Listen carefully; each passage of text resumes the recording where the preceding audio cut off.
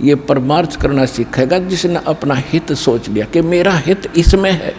अपने पेट के लिए तो हमारी दादी परदादी मर गए, 100 वर्ष धक्के खा के भटक गए, यो पेट पूरा ना हुआ।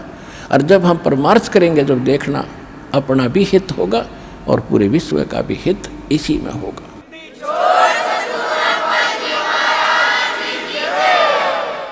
अब ये कितना परिवर्तन हो रहा है दास खुद देख रहा है। कहीं किसी का कोई धन पड़ा है, हमारा भक्त उठावेगा नहीं, और देख लेता है कि यहाँ किसी और गलत आदमी का हाथ पड़ गया तो वो हानि कर देगा, इसको और नुकसान कराएगा, वो अलग बात है, लेकिन स्वयं प्रयोग नहीं करेगा। एक भक्त बता रहा था कि एक व्यक्ति के कोई जा रहा था, व्यापारी था, उसके 3 लाख रुपए गिर गए, एक थैला था, और मैं पीछे पीछे आ रहा था। मैंने वो थैला उठाया और देखा, किस्मत पैसे हैं भाई। उसको मैं वहीं लेकर खड़ा हो गया, कम 3-4 घंटे में वहीं खड़ा रहा आसपास। और वो आए फिर गाड़ी में, कभी रोके कभी देखे। मैंने उनके पास जाकर कहा, भाई क्या गुम हो गया? जी पैसे गिर गए हमारे। कितने थे भाई? कितने थे? कैसे कैसे नोट थे? कैसे थे? ये थे। अकले आपका 4 घंटे हो गए मैंने आपकी इंतज़ार करते हैं। और नहीं तो बच्चों, जब भगवान साथ ना होता, दे के काख में और केरा कि जाकर देखो पीछा। तो दास चाहता कि ऐसा जमाना आवे और ये पता चले कि भगत ऐसे होते हैं, और फिर भगवान कितना प्रसन्न होगा आपसे। तो इस प्रकार हमने एक साधु भक्त और साधुता में आना पड़ेगा। हमने मन जीती बनना पड़ेगा। कहे कबीर, और सब दुखी एक संत सुखी मन जीती हो। आप मन जीत के न्यू मन जीता जाएगा भगवान के ज्ञान से। जैसे अज्ञानता में अनजान बालक विष पड़ा हो, चाहे कितना पड़ा हो, पूरा खा जाएगा। और जब उसको पता चल जाएगा विष का एक कण कण भी कहीं गिरा हो और ये पता हो कि ये विष है, उसको छुआ नहीं का, उसको तो मिट्टी में दबाओगा, नीचे कोई और भी ना खा ले। जैसे किरका जहर का रंग होरी हो, कहो कौन तिस खावे राम रंग होरी हो। अब क्या बताना चाहते हो कि तुम होरी माने खुशी मना रहे हो और करो खाओ जहर सारा दिन, दूसरों की बुरी सोचो, बुरी नीत रखो, रिश्वत लेते हो, फलान मिलावट करते हो, और तुम होरी मनाने की भी इंतजार कर रहे हो, खुशी की आशा करते हो। ये ऐसे आपके घर में होरी यानी खुशी नहीं हो सकती। होरी कैसे होगी? जैसे किरका जहर का रंग होरी हो, किरका माने कण, और कहो कौन तिस खाव राम रंग होरी हो, कि जिसने नो पता लगा जहर है फिर कौन खाओगा। और फिर देखियो इस राम रंग परमात्मा की तरफ से आपको कितनी होरी यानी खुशी मिलेंगी। तो फिर हमें ये जहर दिखाई देगा। और 100% वैसे हम किसी का दूसरा के में लेते हैं, जैसे हम दहेज लेते हैं। अब गरीब आदमी अपनी बेटी को पराई करने के लिए, सामने वाले उस भेड़िए का मुंह बंद करने के लिए चाहे कुछ भी करना पड़े, बेटी पराई करनी है, ऐसी समस्या उसके सामने होती है। और वो व्यस खा रहा, उसको पता नहीं, और वो दुख पाकर आत्मा मोस के कहीं से कर्जा उठा कर बेटी पराई करता है। अब हमने ये प्रतिज्ञा करनी है कि ना दहेज लेंगे ना देंगे, चाहे ब्याह हो चाहे ना हो। और क्यों कैसे ना होगा? वाह भाई वाह, भगवान ने संस्कार जोड़ रखे, उसने मिटा कौन देगा? वो तो जबरदस्ती होगा, ना चाहते हुए भी होगा।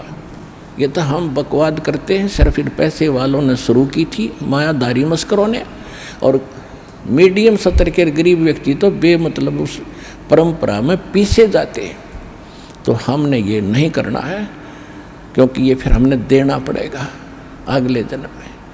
तो हम ये संस्कार घटाएंगे बढ़ाएंगे नहीं। यदि भक्ति करनी है, और नहीं तो वे करो जो तुमने कर रहे हो, थारी मौज है।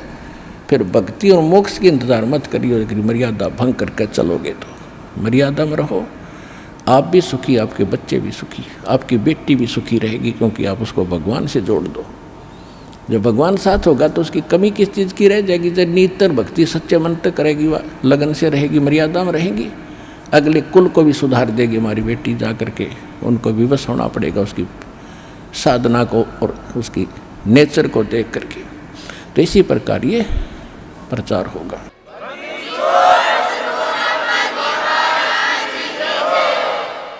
अब जैसे एक समय परमात्मा यही ज्ञान दिया करते जो दास आज दे रहा है, अब दास का पीछा थोड़ा सा छूट गया।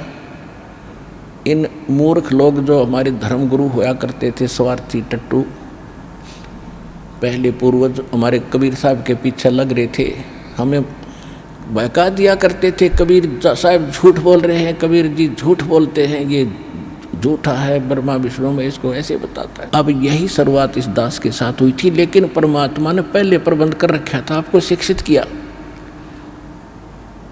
और वो शिक्षा आज काम आ गई। इंस्ट्रूमेंट साथ बनवा दिए दास के साथ साथ। अभी ये 2000 के बाद बने सारा, ताकि आप इन सदग्रंथों को खुद समझो, और खुद समझे तो आज मेरे साथ हो गए। संघर्ष छोड़ दिया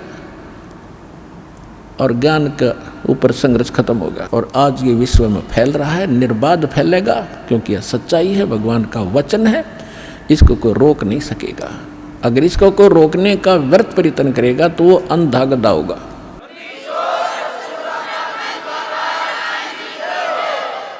एक अंधा गधा था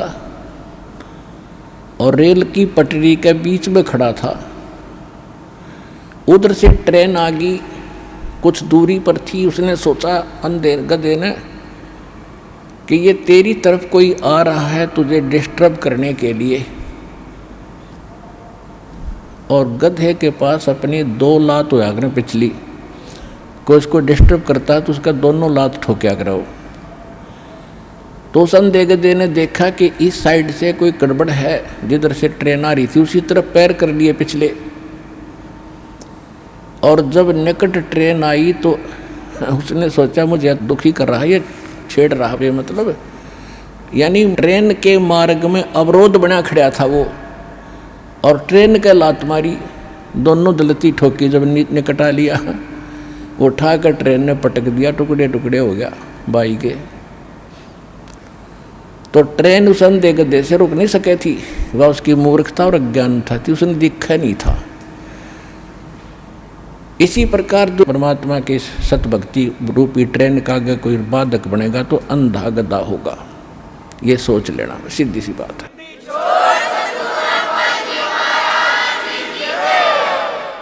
तो पुण्यात्मा हमारे साथ समर्थ है, हमारा उद्देश्य किसी का बुरा करना नहीं है, स्वप्न में भी नहीं सोचते हम किसी का बुरा। हम तो विश्व कल्याण का उद्देश्य लेकर इस मार्ग पर कदम रखा दास ने, मालिक के सहयोग से। उन्हीं का वचन है कि पूरा विश्व में ये ज्ञान फैलेगा, कबीर साहब रहेंगे, सतनाम सब जाप करेंगे, और पूरा विश्व एक होगा। ये सीमाएं देशों की समाप्त हो जाएंगी, टुकड़े में अलग से व्यवस्था अलग बनी रहेगी। हम सब एक परमात्मा के बालक हैं, हिंदू मुस्लिम सिख ईसाई जितने भी प्राणी हैं। जीव हमारी जाति है, मानव धर्म हमारा, हिंदू मुस्लिम सिख ईसाई धर्म नहीं कोई नारा, हमारा ये नारा है, हमारा ये उद्देश्य है। और ये भगवान ने कह रखा है कि ऐसा होगा जब हम भगवान के लिए तो भटक ही रहे हैं, भगवान के लिए हम भिन्न भिन्न बने, कोई ईसाई बना, कोई मुसलमान बना, कोई सिख बना, कोई हिंदू बना, और भगवान जब हमें सामने पिक्चर होगी तो हम भगवान के लिए फिर एक भी बनेंगे, इसने कोई रोक नहीं सकेगा। और शांति होगी, ये आपसी झगड़े खत्म होंगे, धर्म के झगड़े खत्म होंगे, सीमाएं के झगड़े खत्म होंगे। अब जैसे पहले अंग्रेज लोग यहाँ थे, यहाँ से बहुत सा धन ले जाके उन्होंने इंग्लैंड में भर दिया, और वो मर के भारत में गधे बन गए। उनका क्या काम आया वो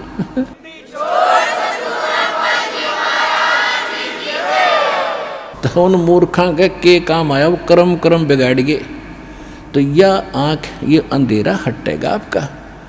पूरी पृथ्वी अपनी है, सभी भाई बहन भगवान के बच्चे हैं, अपने हैं, इसमें कोई पराया नहीं है। हम एक दूसरे को दुखी करके, किसी को सता के, वचन कर्म और किसी भी ताकत से हम दोषी बनते हैं। हमें तो वचन कर्म से और तन मन धन से सबको सुखी करने की चेष्टा करनी चाहिए। कबीर साहब का विधान है, ऐसी बानी बोलिए मन का आपा खोए, औरन को भी शीतल करे आप भी शीतल होए।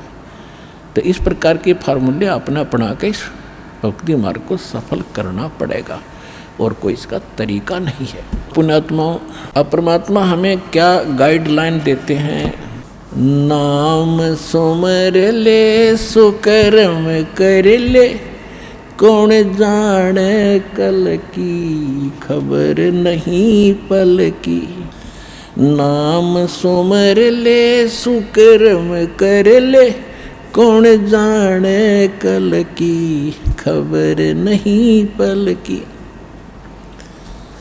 बहुत से उदाहरण आपके सामने हैं। एक आंध्र प्रदेश का मुख्यमंत्री हेलीकॉप्टर से दूसरे स्थान पर अपना जलसा करने के लिए, मीटिंग करने के लिए रवाना हुआ।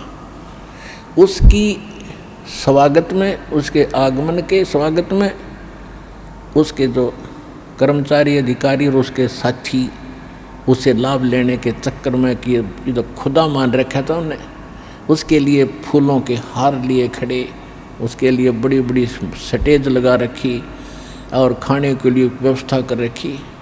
हेलीकॉप्टर क्रैश हो गया और जंगल में गिर गया। 3 दिन तक उसकी लाश नहीं मिली।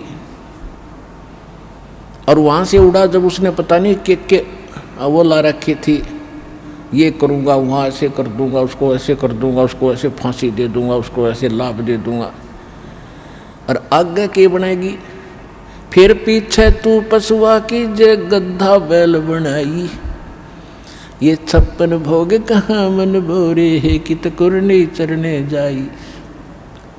एक पोलैंड देश का पूरा मंत्रिमंडल, जिसमें 96 मंत्री और प्रधानमंत्री साथ थे, 95-96 व्यक्ति थे, और किसी का शोक व्यक्त करना थे, कोई नेता मर गया था।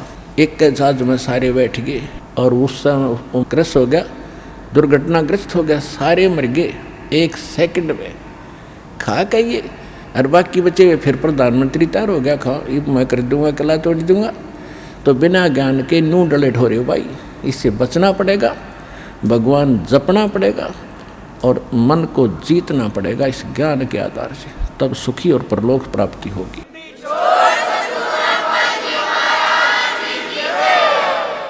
नाम सुमर ले सुकर्म कर ले, कौन जाने कल की खबर नहीं एक पल की।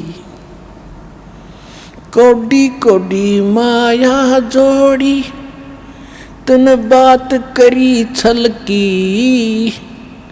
कोडी कोडी माया जोड़ी, बात करी छल की।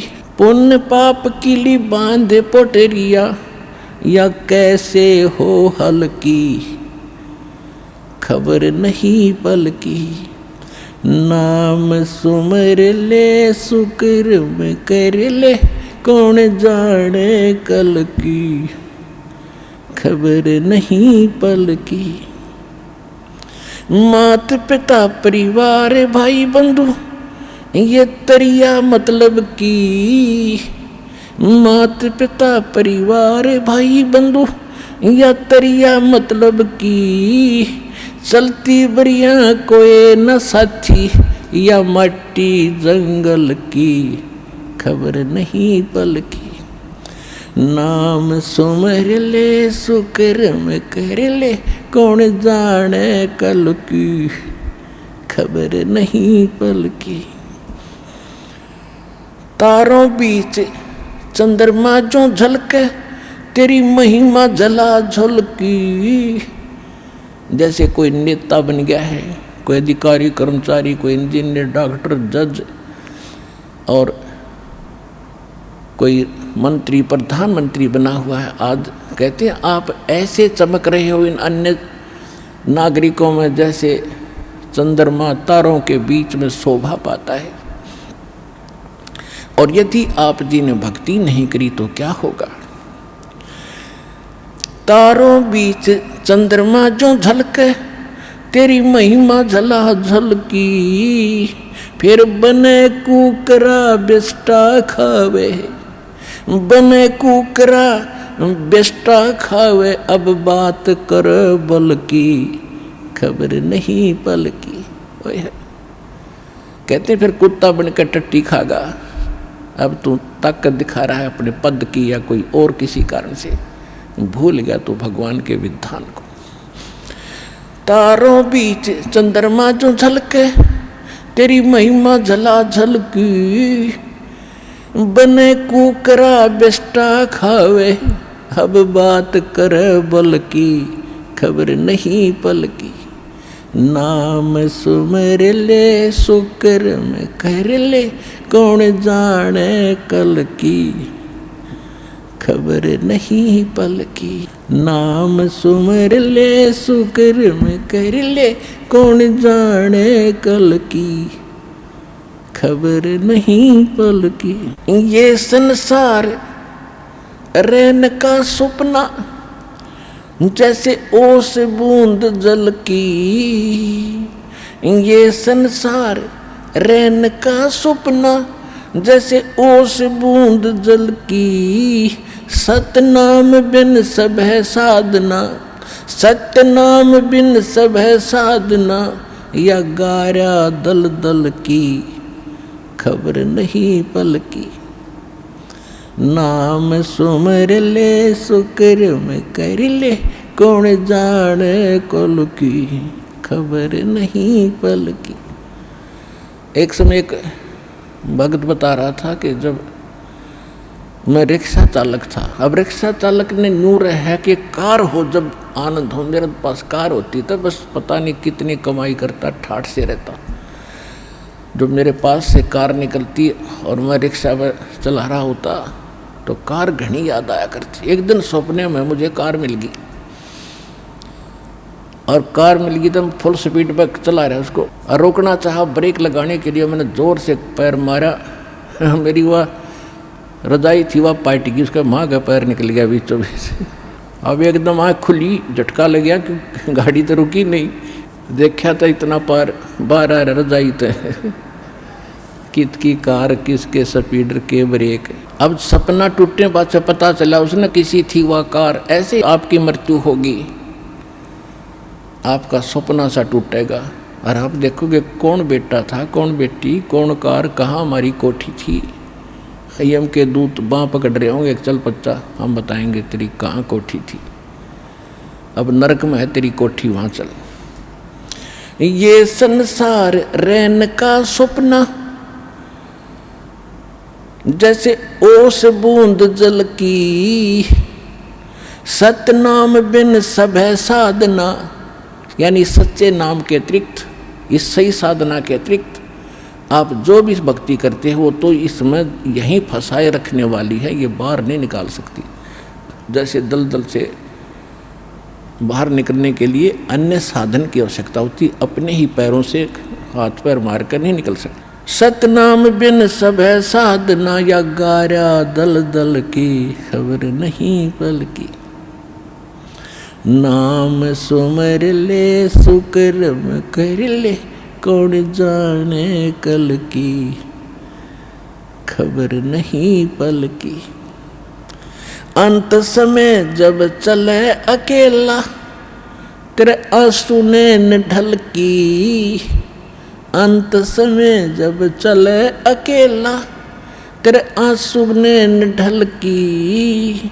कहे कबीर शरण गह मेरी, कहे कबीर शरण गह मेरी, हो रक्षा जल थल की, खबर नहीं पल की। अब क्या बताते हैं, परमात्मा याद दिलाते 100 बार हमें झंझोड़ रहे इस आत्मा को, रख तू कहाँ के क्या कर रहा है, भली आत्मा तू कर क्या रही है, तूने करना क्या चाहिए था। कहते हैं इस भरे पूरे परिवार को जिस दिन तू छोड़ कर जागा तो टक्कर मार कर रोएगा। कहते हिड़की दे दे रोएगी सुरता, जब तू चल लेगी अकेली, तेरे साथ कोई नहीं जाएगा, ना तेरे साथ कोई आया था। ये तो काल का संस्कार बस ये जुगाड़ जुड़ रहा है। तो इसके लिए भगवान की भक्ति करेंगे तो हमें ये कुछ भी याद नहीं आएगा। हम ऐसे ऐसे जाएंगे जैसे हमें कुछ मालूम ही नहीं कि हम मर रहे हैं। हम यहाँ ये मिट्टी छोड़ देंगे तो कौचली है, जैसे सर्प कौचली छोड़ जाता, सर्प तो अलग है, वह कौचली तो और नरी है उसके पास।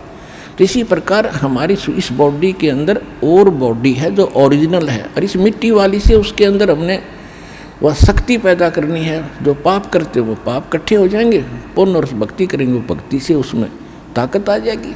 उसके कारण फिर हम चलते समय हमें कुछ भी याद नहीं आओगे, 1 सेकंड में ऊपर पाएंगे बैठे।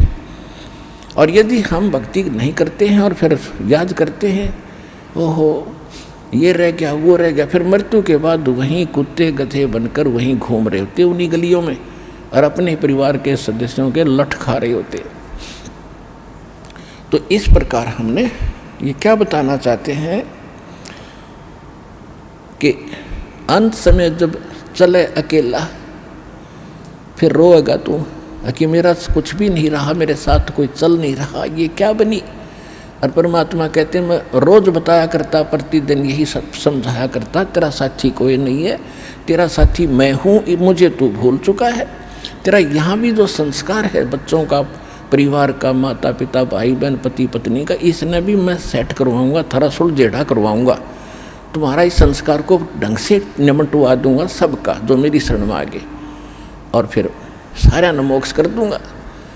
अब कहते हैं कह कबीर शरण गह मेरी हो रक्षा जल थल की। दास ने आपको एक दिन और बताया था, एक माई अपने दोते को लिए खड़ी यहाँ मिलने के लिए, 1.5 महीना हो गया, और वो लड़का होगा ज़्यादा से ज़्यादा 1 वर्ष का, 1.5 वर्ष का।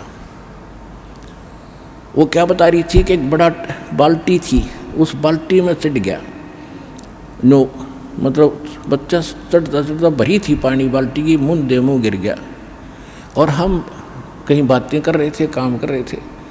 4 घंटे के बाद वो बच्चा संभाला, मरा पाया। मेरा जो दामाद और मेरी बेटी सत्संग सुना करते, आपका नाम नहीं ले रहे थे, और उसमें भक्तों के चमत्कार ऐसी ऐसी लीला सुनकर वो गदगद हो रहे थे कि भाई।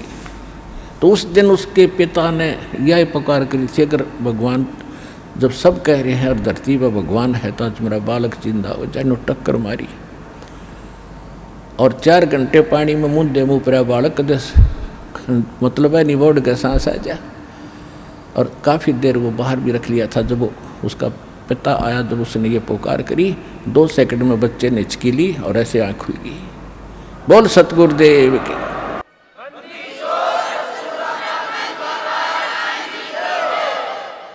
फिर डॉक्टर के पास ले गई, हिसार बता रहे थे। उसके बाद वो मिले नहीं हमें। फिर वो लड़के को लेकर आ रहे थे जी, सारा परिवार ने आज नाम भी ले लिया। देखो कहते हैं कह कबीर शरण गए मेरी। जब उन्होंने हृदय से ये मान रखा था कि संत है तो ये है, आ नहीं पा रहे थे। अब यहाँ लाने का तरीका भी उन्होंने अपनाना पड़ा। अब जैसे इस काल ने के कर रखा अपने साथ, यूँ यहाँ नहीं आने देता और बाकी कितने ले जाए इसने। अब ज्ञान सुन रहा है पूरा संसार, लगभग काफ़ी भारतवर्ष में तो बहुत सुन रहे हैं इस साधना चैनल पर, इस पुस्तक में भी पढ़ रहे हैं और हमारे भक्तों से भी वो ज्ञान सुनकर अब वो ये सोच रहे हैं कैसे चले, इसको कैसे छोड़े। उनकी हिम्मत ना बढ़ रही आने की। अब हमें एक बात याद आवा, छोटा जब दास पढ़ा करता 4वीं 5वीं कक्षा में, और जिस दिन स्कूल में टीचर ना आते, वो क्लास के बालक, एक तालाब था, उस तालाब पर स्नान करने भाग जाया करते। दिन में हम भी चले जाते थे।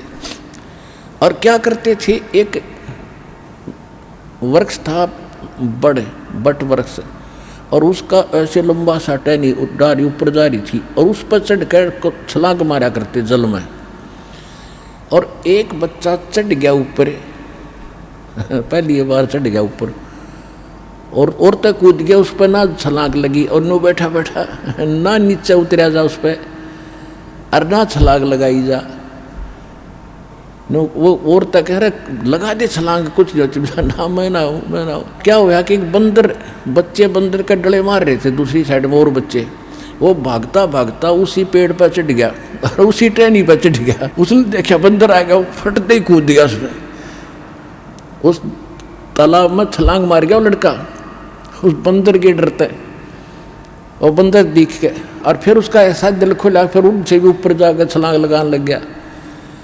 तब ये बैठे हैं सारे नुब सुन कर कुकर चल रहे हैं, ये बंदर भी भगवान दिखाओगा इन्हें। जब आऊँ गड़ा बाजे।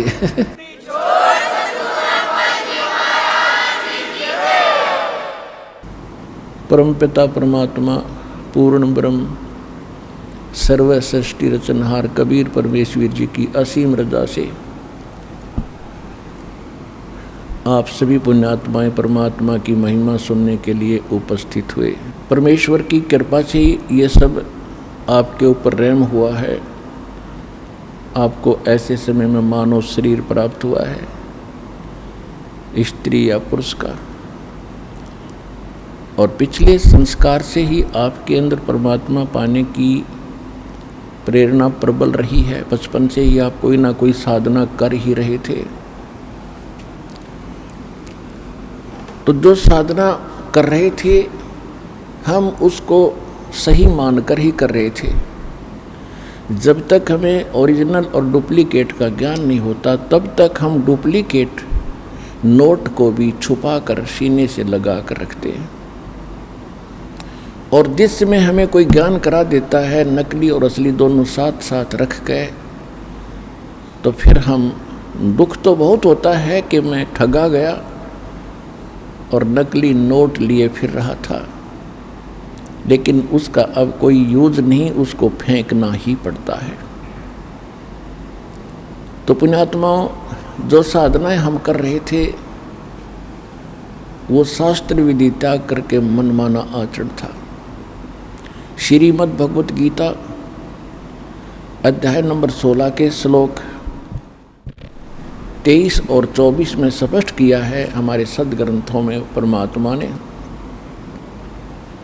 कि शास्त्र विधि को त्याग कर जो मनमाना आचरण करते हैं, मनमानी पूजाएं करते हैं, मनमाने मंत्र जाप करते हैं, उनको न तो कोई सुख होता है, न उनकी कोई सिद्धि प्राप्त होती है, न ही उनकी परम गति होती है। और हम परमात्मा की साधना भक्ति इन 3 कामों के लिए ही करते हैं। हमें या सुख हो, हमें ऐसी ताकत मिले, सिद्धि मिले जिससे हम अपने लोक जा सकें और परम गति हो। इसलिए गीता अध्याय नंबर 16 के श्लोक नंबर 24 में तुरंत कहा कि अर्जुन, कर्तव्य और अकर्तव्य की व्यवस्था में कौन सी साधना करनी चाहिए, कौन सी ना करनी चाहिए, इसके लिए सदग्रंथों को ही प्रमाण मानना, किसी की दंत कथा पर विश्वास मत करना। तो पुण्यात्माओं, परमात्मा स्वयं आते हैं यथार्थ ज्ञान देने के लिए, क्योंकि जो सदग्रंथ हैं वो गॉड गिवन है। कौन से सदग्रंथ? पवित्र सूक्ष्म वेद जो भगवान स्वयं आकर बोलते हैं, और पवित्र 4 वेद सूक्ष्म वेद के अंदर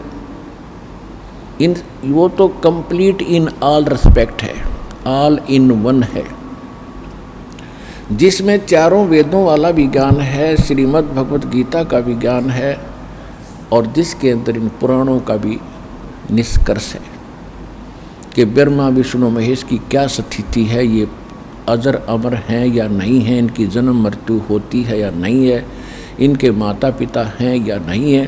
तो ये भी सूक्ष्म वेद के अंदर, यानी सभी ग्रंथों का वो तो सार है, उसके अंदर सब ग्रंथ है। फिर भी हम एक विशेष प्रचलन हमारे पास रहा है, विशेषकर पवित्र 4 वेदों का, पवित्र श्रीमद् भगवत गीता का, पवित्र पुराणों का। तो इनमें जो पवित्र 4 वेद और पवित्र श्रीमद् भगवत गीता है, ये गॉड गिवन स्पिरिचुअल नॉलेज है, और परमात्मा के दिए ज्ञान को परमात्मा ही समझ सकता है या समझा सकता है। तो स्वयं परमात्मा आते हैं तभी यथार्थ ज्ञान कराते हैं। उस परमेश्वर ने यहाँ के इन वेदों से कोई लेना देना नहीं होता, ना इस गीता से, ना उन पुराणों से, क्योंकि उस परमात्मा का ही दिया हुआ वो ज्ञान है, और इसलिए वो अपना सारा ज्ञान हमारे लिए स्वयं आकर के पुनः बताते हैं।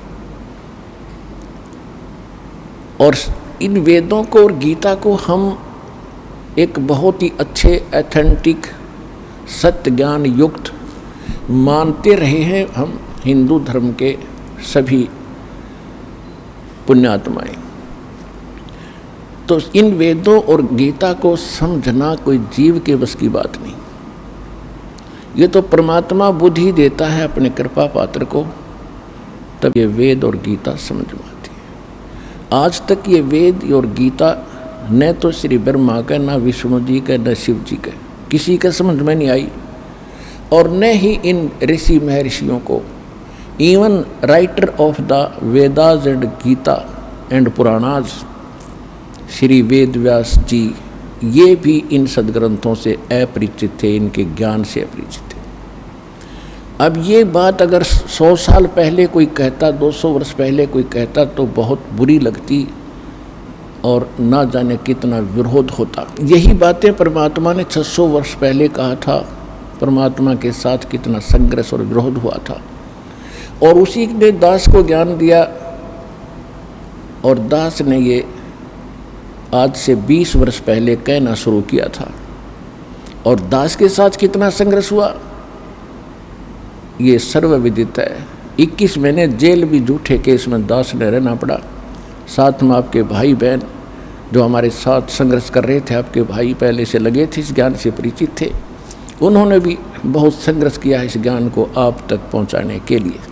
तो कहने का भाव ये है, ये ज्ञान पहले बोला जाता तो नहीं स्वीकार्य था। परमात्मा ने साथ साथ हमें ऐसे औजार दे दिए, इंस्ट्रूमेंट दे दिए, ऐसे उपकरण दे दिए कि हाथों हाथ सच्चाई आप तक पहुंच गई। सबसे पहले आपको शिक्षित किया। सन 1960-65 के बाद इस शिक्षा की ऐसी बाढ़ ला दी परमात्मा ने, सबके हृदय में ऐसी प्रेरणा कर दी कि अपने बेटे और बेटियों को पढ़ाना ही पढ़ाना है।